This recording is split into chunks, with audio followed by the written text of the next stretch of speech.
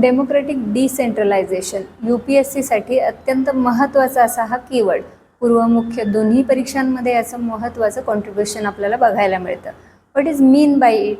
तर democratic decentralisation समजून घेण्याआधी आपण सेंट्रलायझेशन समजून घेऊयात.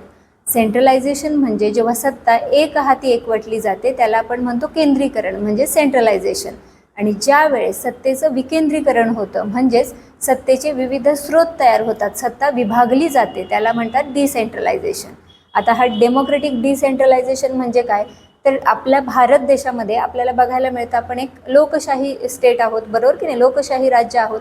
आणि यामध्ये आपण डेमोक्रेसीमध्ये डिसेंट्रलायझेशन घडवून आणतो. उदाहरणार्थ जसं की प्रशासनाचं व्यवस्थापन व्यवस्थित व्हावं म्हणून आपण काय केलेलं आहे, सेंट्रल, स्टेट आणि लोकल गव्हर्नमेंट असे विभाजन 3 टियर स्ट्रक्चर तयार केलेले आहेत. यातले जे लोकल गव्हर्नमेंट आहे ते डेमोक्रेटिक डिसेंट्रलायझेशनचं एक्झाम्पल आहे.